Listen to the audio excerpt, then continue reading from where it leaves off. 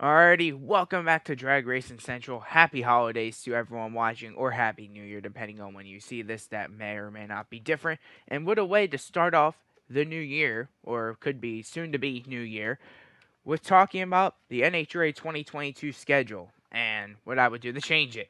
Because I personally think the NHRA schedules need to change. I don't really like the current schedules. I mean, they're all right. They've been the same for a while. I personally think it's time for some change. So this is going to be, if I was in charge, this would be my 2022 schedule. And this is all hypothetical. I want to put that out there. So track contracts don't matter. So if it's an IHRA track or whatever, it doesn't matter. It's irrelevant to this. Money doesn't matter. Seating capacity don't matter. Nothing in this matters. This is just 100% hypothetical. This is just for fun. So don't take this seriously. And also, if I did not put your local track or your local national event on here, don't take it personal.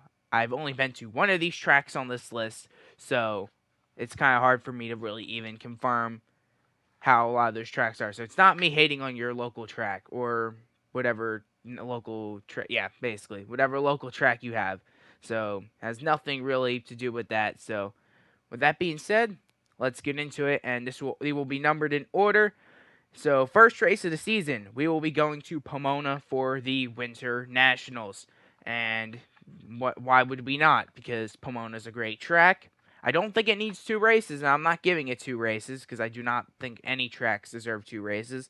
And also, if it had just one race, the crowd there would probably be substantially larger because the crowd, let's be honest, the last few years, the crowd at Pomona has been kind of embarrassing because they have two races, and well, you're gonna have half that crowd goes to the Winter Nationals, and half that crowd's going to go to the final. So why not have both those crowds go there for one race? I don't know. Maybe I'm the only one that sees that, but some other people might. So Pomona, for first race of the season, it's historic. There's no reason why we shouldn't be going there for the first race of the season. Race 2, we will be going to Phoenix, Arizona for the Arizona Nationals. This is a traditional second race, or it has been for the past few years. I don't see a reason why we shouldn't be going here. The track still gets a good crowd. The fans seem to like it.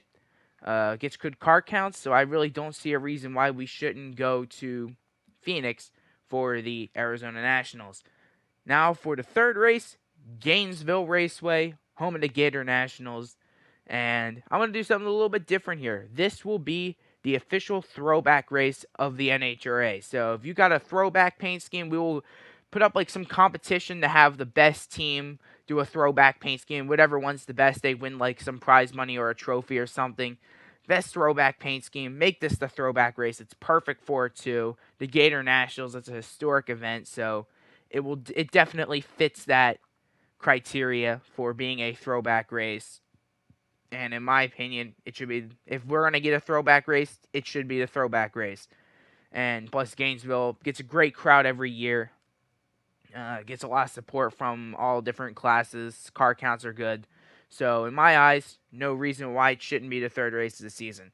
Now, for number 4, we will go to ZMAX Dragway for the 4 Wide Nationals. And this will be the only 4 Wide Nationals. And let me explain why. I do not think adding 2 4 wides to the schedule was one of the dumbest things you could have done, in my opinion. I do not understand why.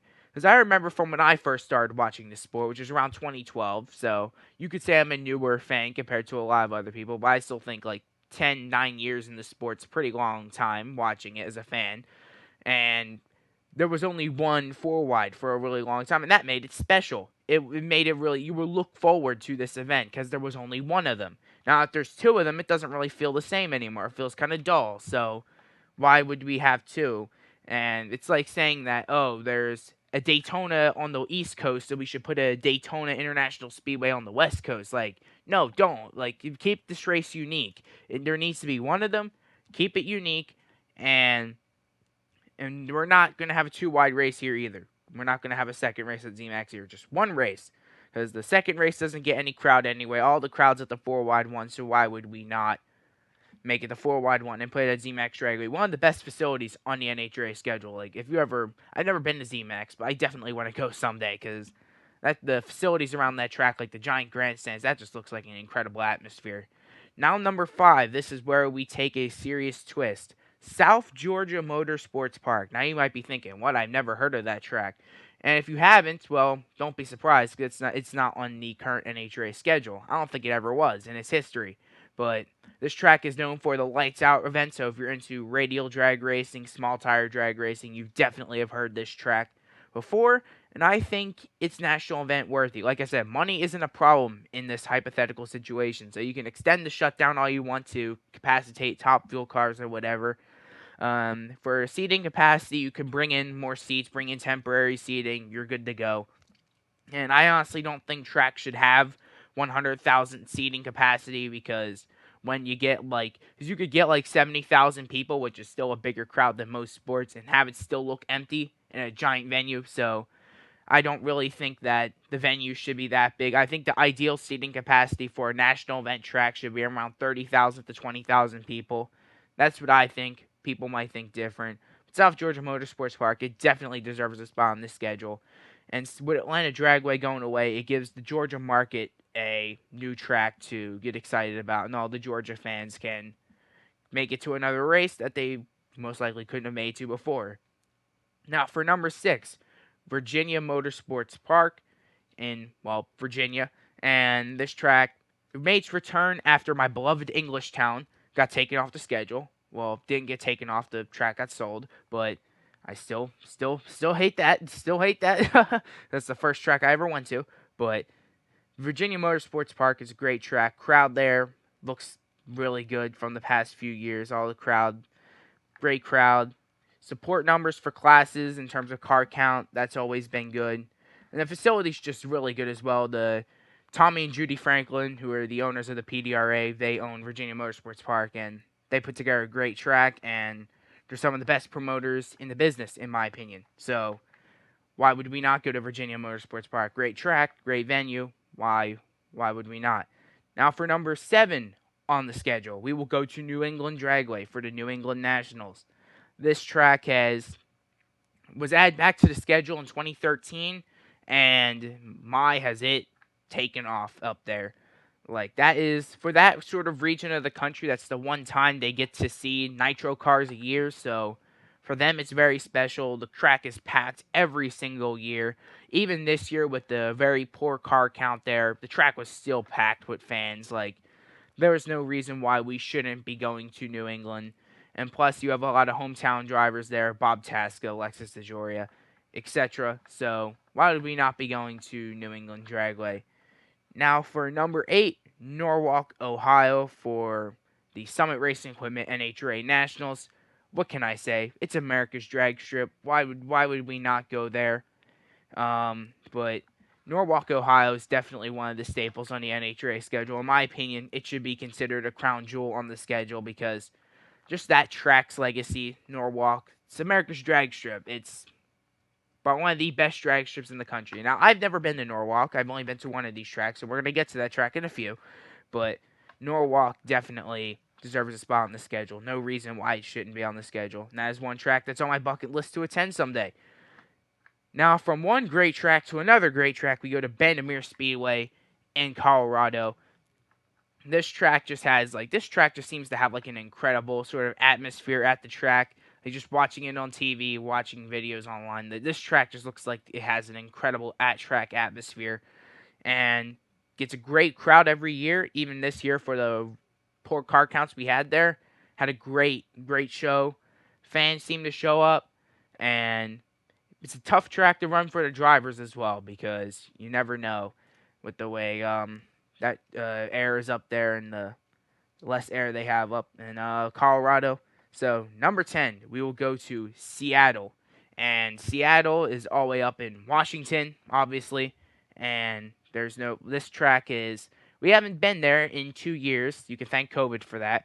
But there's no reason why we shouldn't go to Seattle. Gets a great crowd. Car counts there were good last time we were there. But that could be different now. But Seattle was a great track. Fans there seem to love it, so no reason why we shouldn't go there. And plus, it's NHRA's one stop in that sort of region of the country, so why not? We gotta give that part of the country some racing. Now, number 11, Indy. What can I say? There's no other explanation for Indy. It's just the big go. There's no reason. I don't think I need to explain myself much there. Just the big go. So we will go into the countdown, and yes, we are going to have a countdown because I know that's going to upset some of the boomers. The boomers aren't going to like that. They're not going to like the countdown because they all hate it for some reason, even though it's provided us with some of the best championship battles. But, to each their own. So we will start the countdown at Maple Grove Raceway, my home track, the only track I've been to on this schedule. And for those who haven't been there, you don't have to really be there to understand the track is packed almost every year. Ever since they changed the date from October to mid-September, weather's been great every year. Track's been packed. Even this year with the iffy car counts, track was packed. Fans were lining up for miles to get in. So no reason why this track shouldn't be on the schedule. Maple Grove Raceway. Definitely holds a special place to me because the one race I attend to and the one national event I go to every year. So special for me, and maybe for a lot of others it is too. Now for number 13, Worldwide Technology Raceway, or as you guys probably know it, St. Louis. There is no reason why we shouldn't go to St. Louis. Like a lot of tracks on the schedule, there's no reason why we shouldn't go there. The St. Louis, it's the one race in that sort of market of the country. St. Louis is a big market. Crowd there is great every year. Car counts are great. Fan attendance, great.